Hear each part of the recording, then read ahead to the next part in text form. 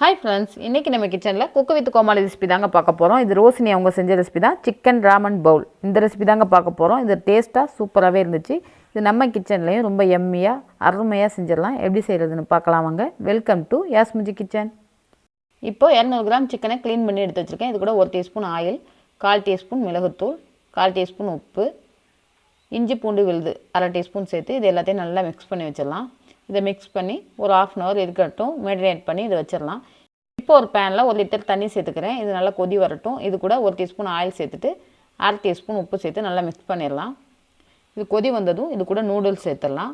நம்ம சூப்புக்கு சேர்க்குற hakka noodles தான் சேர்க்குறேன். சேர்த்து இது நல்லா மிக்ஸ் ஆகி வெந்து வந்ததும் இது தண்ணியை வடித்து எடுத்துடலாம். இப்போ இதை வடித்து எடுத்துக்குவோம். இப்போ நூடுல்ஸும் ரெடியாக இருக்குது. இப்போ ஒரு பேனில் 1 டீஸ்பூன் ஆயில் சேர்த்து நம்ம சிக்கன் பீஸ் எடுத்து வச்சுருந்தோம்ல, இதை இந்த மாதிரி நல்லா வறுத்து எடுத்துக்கலாம். இது நல்லா வெந்து வரணும். அந்தளவுக்கு நல்லா திருப்பி விட்டு வேக வச்சுருங்க. இது நல்லா வெந்து வந்ததுக்கப்புறம் கட்டிங் போர்டில் மாற்றி எடுத்து வச்சுருவேன். எடுத்துகிட்டு இதை ஒரு க்யூப் சைஸில் இதையும் கட் பண்ணி எடுத்துக்கலாம். இப்போ இதை எல்லாத்தையும் கட் பண்ணி எடுத்து வச்சுருவேன். இப்போ ஒரு பேனில் 2 டீஸ்பூன் ஆயில் சேர்த்துக்கலாம். ஆயில் சேர்த்துட்டு இது கூட 1 டீஸ்பூன் இஞ்சி பூண்டு விழுது சேர்த்துறேன். ஸ்டவ்வை லோ ஃப்ளேமில் வச்சுட்டு மிக்ஸ் பண்ணுங்கள். இஞ்சி பூண்டு விழுது சேர்க்கறதுனால அப்போ அடி பிடிச்சிரும். நீங்கள் இஞ்சி பூண்டு கட் பண்ணியும் சேர்க்கலாம். நான் இது கூட பேஸ்ட்டாக தான் சேர்த்துருக்கேன். ஒரு பெரிய வெங்காயத்தை க்யூப் சைஸில் கட் பண்ணி அதையும் சேர்த்துடலாம். சேர்த்து லைட்டாக வதக்கி விடுங்க. இது கூட ஒரு கேப்சிகம் கட் பண்ணி வச்சுருக்கேன். அதையும் இது கூட சேர்த்துட்டு கொஞ்சம் கேரட் கட் பண்ணி வச்சுருக்கேன். அதையும் சேர்த்துடலாம். உங்களுக்கு எந்த காய்கறி வேணுமோ அந்த காய்கறியெல்லாம் கட் பண்ணி இது கூட சேர்த்துக்கலாம். சேர்த்துட்டு கொஞ்சம் முட்டைக்கோசும் சேர்த்துறேன். சேர்த்து எல்லாத்தையும் நல்லா மிக்ஸ் பண்ணி விட்டுடலாம். ரொம்ப கலர் சேஞ்ச் ஆகக்கூடாது. லைட்டாக வதங்கினா போதும். இது கூட நம்ம கட் பண்ண சிக்கன் பீஸ்களையும் சேர்த்துடலாம். சேர்த்து இதையும் மிக்ஸ் பண்ணி விட்டுட்டு இப்போது சிக்கன் ஸ்டாக் ஒரு கப் அளவு எடுத்திருக்கேன் ஒரு பவுலில். இது கூட 1 table spoon soya sauce, 2 teaspoon tomato sauce, 1 teaspoon chilli sauce இதெல்லாம் சேர்த்து நல்லா மிக்ஸ் பண்ணிடலாம். மிக்ஸ் பண்ணி இது கூட சேர்த்துடலாம். சேர்த்து இது மறுபடியும் மிக்ஸ் பண்ணி விட்டுடலாம். ஸ்டவ்வை லோ ஃப்ளேமில் வச்சு கொதிக்க விட்டுருங்க. லைட்டாக கொதி வந்தால் போதும்.